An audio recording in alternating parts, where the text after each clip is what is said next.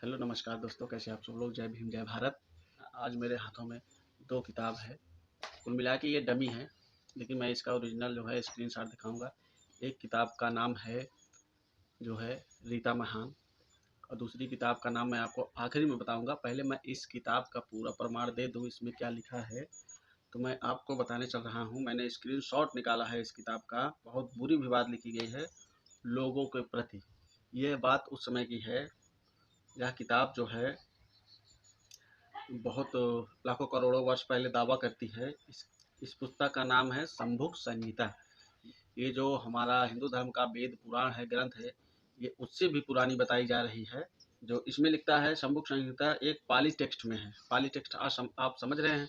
ये पाली भाषा जो भारत की सबसे प्राचीन सबसे पुरानी भाषा है, उसे पाली टेक्स्ट कहते हैं, जिसमें मानव उत्पत्ति का ब्यौरा विस्तार से दिया गया है। और मानव की उत्पत्ति भगवान ऋषि शंभुक से हुई। भगवान ऋषि शंभुक ने इस मानव जात को सभी जात को बनाया है, ये दावा करती है यह किताब। ऋषि शंभुक ने अछूतों को सिर से यानी कि मस्तक से, शूद्रों को मुख से, वैश्यों को भुजाओं से, क्षत्रियों को जंघों से और ब्राह्मणों को पैर से पैदा होने का प्रमाण देती है। जो दूसरी वाली किताब है उसमें 4 वर्ण होते थे, इसमें 5 वर्ण दिया गया है। आपको मैं दिखा रहा हूँ 5 वर्ण कैसे है। जो अछूत लोग हैं वो शंभुक ऋषि के जो है यानी कि भगवान जिसे माना जाता है, उनके मस्तक से पैदा हुए हैं। और शूद्र जो है भगवान के मुख से, वैश्य भुजाओं से और क्षत्रिय जंघा से और ब्राह्मण को पैर से पैदा किया है। छूतों और शूद्रों में अत्यंत हर्ष व्याप्त हो गया, यानी कि अत्यंत हर्ष यानी कि खुशी खुशी प्रकट कर रहे हैं। एवं शंभुक ऋषि की जय जयकार से आकाश गूंज उठा। तीनों लोकों में खुशी की लहर दौड़ उठी। पर निम्न कुल से उत्पन्न वैश्यों, क्षत्रियों एवं ब्राह्मणों को इस व्यवस्था में दोष दिखने लगा। तब शूद्रों ने और समझाया यही विधि का विधान है। यानी कि क्षत्रिय, ब्राह्मण और वैश्य को यह दुख होने लगा कि भैया हम कैसे पैर से पैदा हुए, कैसे भुजा से पैदा हुए, कैसे जंघों से पैदा हुए।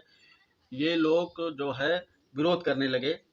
या छूत और शूद्र कह रहे हैं कि शंभुक संहिता किताब जो है वो सनातन है, शाश्वत है। इसे मानव उत्पत्ति के साथ ही करोड़ों साल पहले बनाया गया है। करोड़ों साल पहले का भैया ये दावा करती है। भगवान शंभुक ने इसमें लिखा है कि अछूत मंत्र उच्चारण करेंगे उनको ही मंदिरों के गर्भगृह में प्रवेश करने का अधिकार है। आगे आप देखिए क्या लिखता है ये।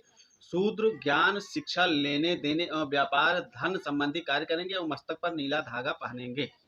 ठीक है, यानी कि शूद्र ही सिर्फ ज्ञान ले सकता है, दे सकता है, व्यापार कर सकता है, धन रख सकता है और मस्तक पर नीला धागा पहनकर घूमेगा। और कोई भी ब्राह्मण, क्षत्रिय, वैश्य कोई भी इसके अलावा इन सब चीजों को नहीं कर सकता है। ये यह किताब ये दावा करती है। वैश्य के पैर में नीला धागा पहनेंगे, क्षत्रिय पैर में काला धागा पहनेंगे, ब्राह्मण पैर में सफेद धागा पहनेंगे। यह इन तीनों के लिए बताया गया है इस किताब में। ये मैं नहीं बोल रहा हूँ भैया, ये किताब बोल रही है। देखते हैं आगे ये किताब और क्या लिखती है। वैश्य, क्षत्रिय, ब्राह्मण तीनों नीच कुल और पिछले जन्म के पापी हैं, यह किताब दावा कर रही है मेरे भाई। मैं नहीं बोल रहा हूँ, आप सब लोग सुनते जाइए। फिर यह किताब क्या कहती है। वैश्य, क्षत्रिय और ब्राह्मणों में भी ब्राह्मण सबसे नीचे कुल के होते हैं। यानी कि वैश्य, क्षत्रिय ये ब्राह्मणों से ऊंचे हैं और ब्राह्मण सबसे नीचे कुल के होते हैं। सबसे नीचे कुल के यानी कि अछूत, इनको छूना नहीं है, इनसे बात नहीं, इनको दूर रखना है। इसीलिए ब्राह्मणों का साफ सफाई एवं मैला उठाने का कार्य दिया गया है। ब्राह्मणों को यह किताब ब्राह्मणों को साफ सफाई करने के लिए कहती है और मैला उठाने का कार्य देती है। यह ब्राह्मण करेंगे और कोई नहीं करेगा। ब्राह्मण मैला उठाएंगे, नाला साफ करेंगे, गंदगी टट्टी जो भी है वो साफ करेंगे। ब्राह्मण इसके अलावा न पढ़ सकते हैं, न पढ़ा सकते हैं, न धन रख सकते हैं। ठीक है दोस्तों, इसके बाद यह किताब क्या लिखती है। इसलिए ब्राह्मण से सभी लोग छुआछूत मानेंगे, अर्थात ब्राह्मणों का छुआ कोई पदार्थ अछूत, शूद्र, वैश्य, क्षत्रिय द्वारा ग्राह्य नहीं होगा। ब्राह्मणों को छूना पाप है, इनको छूना मत, इनका दिया हुआ पानी मत पीना, इनका दिया हुआ कुछ खाना मत, क्योंकि ये अछूत है। इनका छुआ हुआ खाएंगे पिएंगे तो आपको पाप लगेगा। यह किताब दावा करती है, मैं कुछ नहीं कह रहा हूँ। अब आगे यह किताब क्या लिखती है। वैश्यों, क्षत्रियों, ब्राह्मणों को ऊपर के दोनों वर्णों अर्थात अछूतों और शूद्रों की सेवा करना है, वो भी निष्काम भाव से, अर्थात बदले के बिना, कुछ चाहे बिना। यानी कि वैश्य, क्षत्रिय और ब्राह्मण ये तीनों अछूत और शूद्र जो हैं ये ऊंची जात के हैं भाई, ये ऊंची जात के हैं। इनकी सेवा वैश्य, क्षत्रिय और ब्राह्मण करेंगे बिना कुछ कहे, बिना कुछ संकोच किए, बिना बोले, नहीं तो मार पड़ेगी। स्त्रियों की स्थिति स्त्रियों के समान होगी, अर्थात इनको भी शूद्र अतिशूद्र की सेवा करनी होगी। स्त्रियों की जो स्थिति है क्षत्रियों के समान होगी, अर्थात इनको भी शूद्र अतिशूद्र की सेवा करेगी। इसमें भैया कितना गंदा लिखा है भैया, इसमें स्त्रियों की जो है इतनी अपमानजनक बात लिखी है। स्त्रियों की कोई इज्जत ही नहीं लिखता है किताब, थू है यार ऐसी किताब पर। फिर लिखता है भगवान शंभु के अनुसार यही धर्म है। भगवान शंभु थे जो करोड़ों साल पहले यह किताब लिख के गए, उनके अनुसार यही धर्म है भैया, सनातन शाश्वत हिंदू, हिंदू अर्थात सनातन धर्म शाश्वत, यही महर्षि शंभु का विधान है। भैया शंभु ऋषि भगवान ने क्या क्या लिखा है, अभी आप आगे देखिए। पृथ्वी की उत्पत्ति से अनंत काल से अंत तक यही विभाजन भगवान शंभु ने निर्धारित किया है, यही नियति है। भगवान शंभु ने कहा है कि जब से पृथ्वी बनी, जब से यह सृष्टि बनी और जब तक यह सृष्टि चलेगी यही नियम चलता रहेगा। ब्राह्मण का छुआ कोई खाएगा नहीं, ब्राह्मण नीच होता है, पापी होता है, व्यभिचारी होता है, उसका छुआ कोई नहीं खाएगा। वो नाली कचरा कूड़ा करकट टट्टी आदि सब वही साफ करेगा, वो अछूत है, उसको छुआ कोई नहीं खाएगा, वो पापी है, नीच है। उपरोक्त व्यवस्था पहले तो ठीक चली, लेकिन कालांतर में वैश्य क्षत्रिय ब्राह्मणों को इससे परेशानी होने लगी। तो कुछ दिन ऐसा चलता रहा, तो भैया वैश्य क्षत्रिय ब्राह्मण को जब इससे परेशानी होने लगी कि भैया हम भी तो इंसान हैं, हमारे प्रति इतना भेदभाव क्यों, हमें इतना नीचे क्यों दबा के रखा गया है। तो आगे देखते हैं क्या लिखती है। तब वैश्य क्षत्रिय ब्राह्मण जिनकी संख्या सिर्फ 15% थी, मिलकर 85% शूद्रों एवं अछूतों के पास गए। उन्होंने कहा कि यह तो तुम्हारे ही संबुक संहिता में वर्णित व्यवस्था धर्म है, इसको हम अपना धर्म अर्थात ब्राह्मण सवर्ण धर्म कैसे मान लें। तो ब्राह्मण क्षत्रिय वैश्य कहते हैं शूद्रों के पास जाके, अछूतों के पास जाके, भैया ये आपके ऋषि महाराज लिखे हैं तो इसको हम नहीं मानते, इसको हम मानेंगे ही नहीं, यह सही कैसे हो सकता है, यह तो इंसानों के प्रति गलत लिखा हुआ है। मैं भी मानता हूँ यह गलत लिखा हुआ है भाई, इतना दुराचारी शब्द इंसानों, अभी ब्राह्मण भी तो इंसान हैं, हाँ, इनको भी तो देखना चाहिए। गलत लिखा है, मैं मानता हूँ भैया बहुत बुरा लिखा है। तुम लोगों को यह पहले ही बताया गया है, जम्बू द्वीप भारत खंड में ये जो भी व्यवस्था अर्थात वर्ण जाति गोत्र व्यवस्था है वो भगवान शंभु द्वारा निर्मित है और तुम लोगों को पिछले जन्म के कर्मों का फल मिला है और हम लोगों के हमारे पिछले जन्मों का फल है, इसलिए चुपचाप इस व्यवस्था को मानो, अन्यथा हमारी संख्या अधिक है, तुम्हारा हाल तुम्हारे पुरखों से भी बुरा करेंगे। तो शूद्र और शूद्र ब्राह्मणों और वैश्यों को कहते हैं कि भैया यह तो भगवान का बनाया हुआ नियम है, इसे तुम मानो, नहीं तो लठियाएंगे, तुमको पेलेंगे, इसे मानो चुपचाप, इसमें तुम कुछ नहीं कर सकते हो। फिर ब्राह्मणों ने कहा किंतु इस बात का आपके पास क्या प्रमाण है कि हम पिछले जन्म के पापी हैं। यानी कि शूद्र कहता है भैया ये तुम्हारे जन्म का पाप है जो तुम इस जन्म में भोग रहे हो, तुम नीच कुल में पैदा हुए हो, ब्राह्मण हो, तुम्हें कूड़ा करकट नाला नाली साफ सफाई करना है, तुम्हारे पिछले जन्म का पाप है। हम अछूत और शूद्र लोग जो है उच्च में पैदा हुए हैं, यह हमारे जन्मों का पाप है, इसमें क्या कर सकते हो तुम। तो भाई ब्राह्मण पूछ रहे हैं भैया ये कैसे। तो सूदाति शूद्र ने कहा, यानी कि शूद्रों ने कहा, ज्यादा जवान लड़ाता है, नीच महर्षि शंभु संहिता का अपमान करता है, तेरी इतनी हिम्मत, ब्राह्मणों को भगा दिया जाता है। यानी कि शूद्र जो है ब्राह्मणों को डांट फटकार कर भगा देते हैं कि तू जबान लड़ा रहा है हमसे, तेरी इतनी औकात, तो नीच कुल का है। क्योंकि अछूतों शूद्रों की संख्या अधिक थी इसलिए वैश्य क्षत्रिय ब्राह्मण लौट गए। भैया जहाँ 15% क्षत्रिय वैश्य ब्राह्मण हैं वहाँ 85% शूद्र हैं, जो कि ये उच्च हैं, भगवान के मुख से पैदा हुए हैं, मस्तक से पैदा हुए हैं। तो इनके डर के मारा ये वैश्य क्षत्रिय वापस लौट गए भैया कि ये लोग जाता है हमें मारेंगे, चलो नाला साफ सफाई करते हैं, चलो। किंतु शूद्रों और छूतों ने उन्हें निम्न स्तर के कार्य दे रखे थे और अछूत और शूद्र वर्ग हरामखोरी कर रहा था और वैश्य क्षत्रिय और ब्राह्मण शारीरिक श्रम करते थे और उन्हें ज्ञान बल धन से वंचित किया हुआ था। भैया इसमें किताब लिख रहा है कि शूद्र अछूत निम्न स्तर के कार्य करते, यानी ऊंचे स्थानों पर ये अपना कार्य बना रखे थे। भैया हम बैठे बैठे खाएंगे, वैश्य क्षत्रिय ब्राह्मण नीचे का कार्य करेंगे, ये कमाएंगे हमें देंगे हम खाएंगे, यही जो है हम करेंगे, ये लोग साफ सफाई करें। तो आप सब लोगों को बात समझ में आ रही होगी ये किताब कितना गलत लिखता है भैया। संबुक संहिता किताब का नाम है, आपको मिल जाए कहीं पढ़े, हमें तो नेट पर मिली, हम वहीं पढ़कर बता रहे हैं। अब इसका प्रूफ क्या है आप सब लोग जांच लीजिएगा। फिर आगे समय बढ़ता जाता है और भारत में अंग्रेजों का राज हो जाता है। अंग्रेज शिक्षा एवं संपत्ति में वैश्यों क्षत्रियों ब्राह्मणों को अधिकार दे देते हैं। और देखो इसका अर्थ ये है कि आगे समय बढ़ता है, जब अंग्रेज आते हैं भारत में, भारत को गुलाम बना लेते हैं, उनका राज हो जाता है, तो शिक्षा संपत्ति वैश्य क्षत्रिय ब्राह्मणों को अधिकार देते हैं। यानी कि फिर जो ब्राह्मण वैश्य क्षत्रिय को पढ़ने का अधिकार नहीं था। ये अंग्रेज लोग इनको थोड़ा सा अधिकार देते हैं, भैया आप लोग भी पढ़ो, आगे बढ़ो, ये गलत हो रहा है आप लोगों के साथ। और उनमें चेतना का संचार होता है, तब इनमें थोड़ा सा बोध होता है कि चलो अब हम भी पढ़ लिख लेंगे। ब्राह्मण बोलता है चलो अब हम भी पढ़ लिख लेंगे, थोड़ा सा चिंतित हो जाएंगे। वैश्यों, क्षत्रियों और ब्राह्मणों को यह अधिकार उनके स्वामी ज्योतिबानंद फूले के संघर्षों के कारण मिला। ये ज्योतिबानंद फूले जो है बहुत महान हस्ती हो भैया, आपको तो प्रणाम करने का दिल कर रहा है। आपने ब्राह्मणों के लिए लड़ा, उन्हें पढ़ने का अधिकार दिया, आपने संघर्ष किया ब्राह्मणों के लिए, बहुत अच्छी बात है भैया। ज्योतिबानंद फूले आपको सत सत प्रणाम। तो क्षत्रिय, वैश्य और ब्राह्मणों के एक वर्ग के शिक्षित होने से यह वर्ग तर्क करना सीख गया। यानी कि जब ये लोग थोड़ा सा पढ़े लिखे तब ये तर्क करना, यानी कि शूद्रों से जो अपने आप ऊंच समझता है उससे तर्क करने लगे ये लोग। और शूद्र अतिशूद्र के पास फिर पहुंचा। जब थोड़ा सा इनमें दिमाग आया, थोड़ा सा पढ़े लिखे, तो वो शूद्र के पास फिर बहस करने पहुंचे। और उसके प्रतिनिधियों ने कहा कि हम तुम्हारे सम्मुख संहिता को अपना कैसे माने। भाई जब इसमें इतनी गलत लिखी है, सही कहा ब्राह्मणों ने, हम इसको अपना क्यों माने, क्योंकि हम अनपढ़ अब पढ़ लिख गए हैं।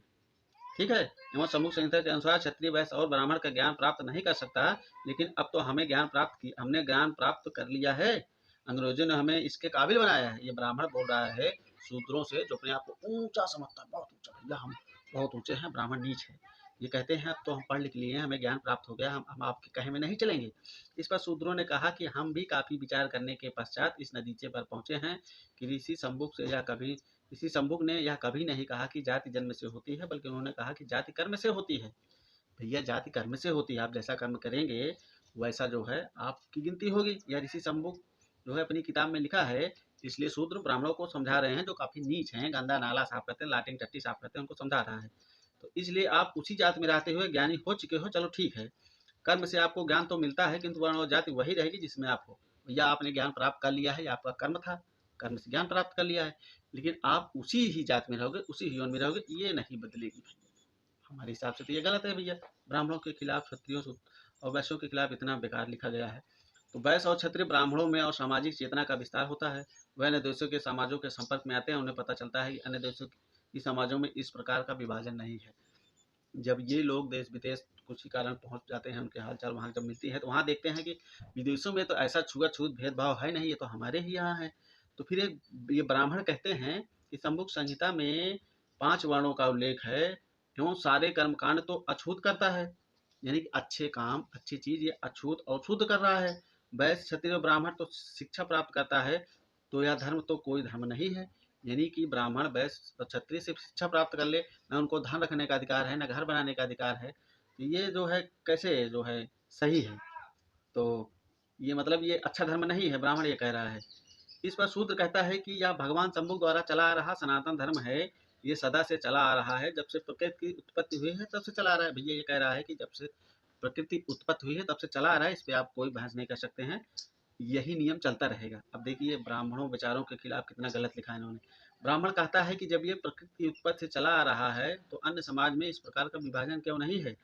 फिर शूद्र कहता है ब्राह्मण को, इस तरह हम देख रहे हैं कि अन्य समाजों में भी इस तरह का विभाजन है, किंतु तुम्हारी समझ परिपक्व नहीं है, तुम वाद विवाद करने के लायक नहीं हो। पूरे विश्व में इस तरीका का वर्गीकरण है।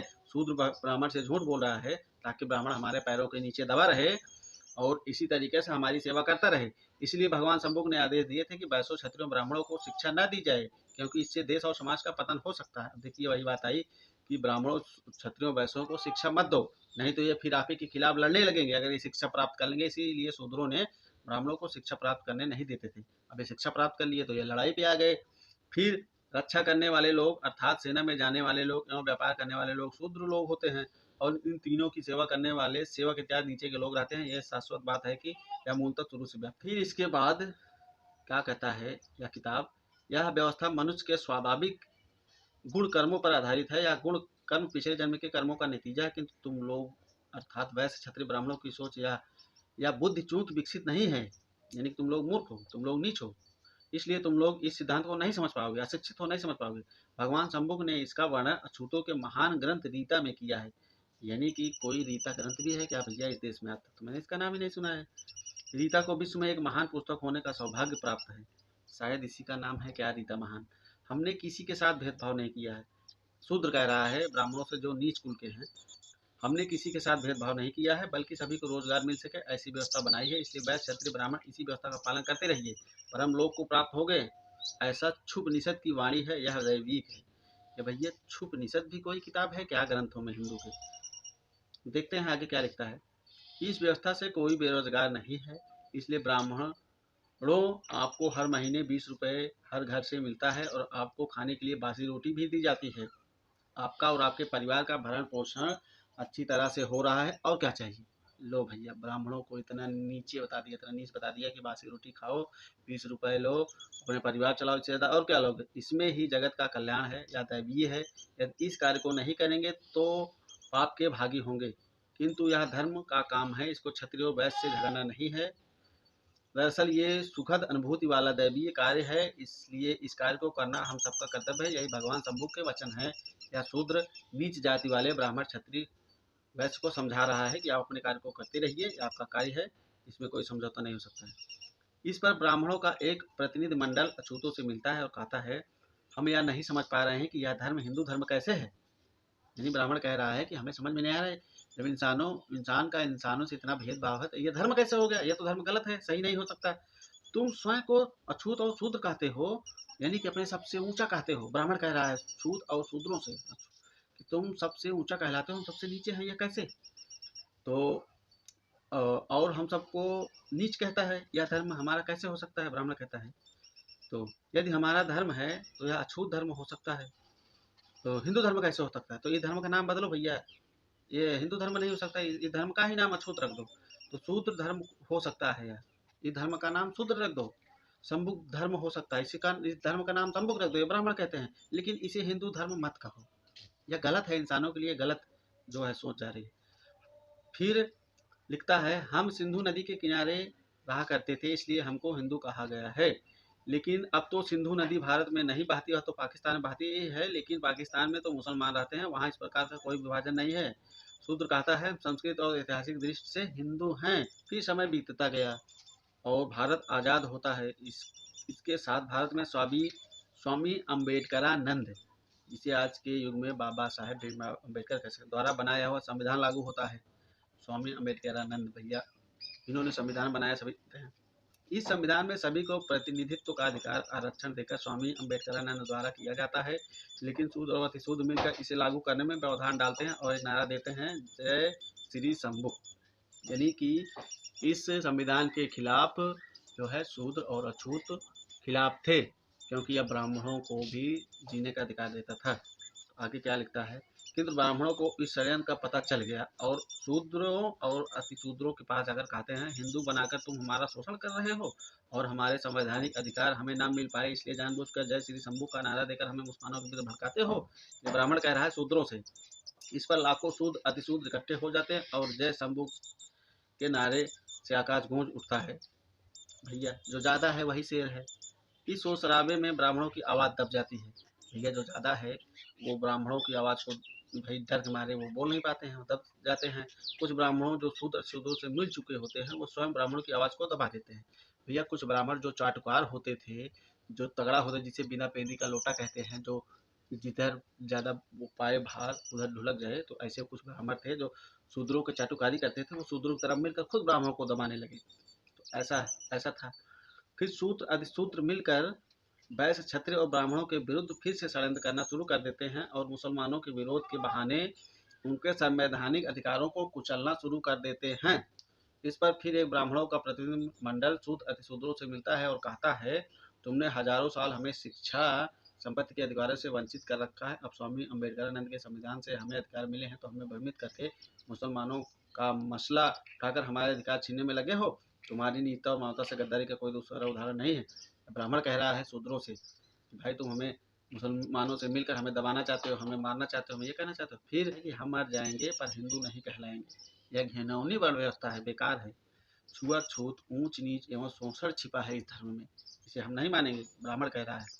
ब्राह्मण आगे कहते हैं कि हम हिंदू धर्म को लात मारते हैं और तथागत बुद्ध के धर्म को अपनाते हैं, ताकि हमें एक समानता, बंधुत्व एवं समता पर आधारित धर्म मिल सके और हिंदू धर्म के शोषणकारी बंधन से हम आज़ाद हो सके। तो ब्राह्मण हिंदू धर्म से ऊब कर, जो ब्राह्मण नीच कुल के हैं, वो हिंदू धर्म से ऊब कर वो कहते हैं अब हम बौद्ध धर्म को अपनाएंगे, ये बौद्ध धर्म बहुत अच्छा है, इसमें ऐसा कोई जाति वर्ण व्यवस्था नहीं है, हम इसी धर्म को अपनाएंगे।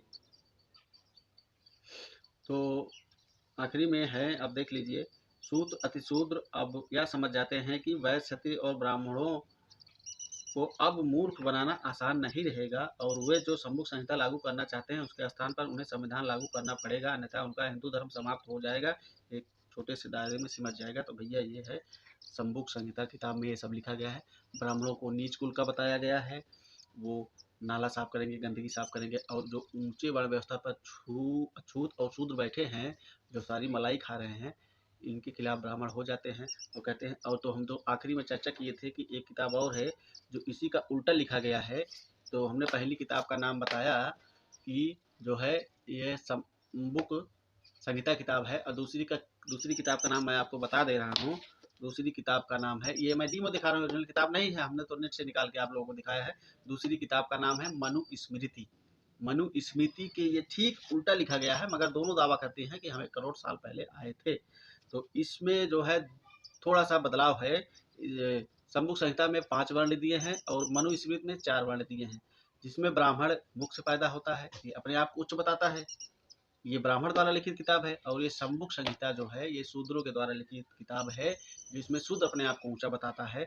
भैया मेरे हिसाब से तो दोनों ही किताब बिल्कुल गलत हैं, बिल्कुल मिथ्या है। ये इंसानों के प्रति भेदभाव द्वेष लिखती है। ऐसी किताबों को जला देना चाहिए, फेंक देना चाहिए, इनको हटा दो, खत्म कर दो। अब आपका विचार है, आप इन दोनों किताबों पे क्या कहना चाहते हैं भाई, कमेंट जरूर करना। तो ऐसी गंदी किताबों का हम जो है सम्मान नहीं करेंगे। इनको हटाओ यहाँ से, इनको ख़त्म करो, जला दो, मिटा दो, थूक दो, साफ कर दो, कुछ भी करो, इन दोनों किताबों का हम समर्थन नहीं करेंगे। आपको जो कुछ कहना है आप कमेंट में ज़रूर कहें। जय भीम, जय भारत दोस्तों।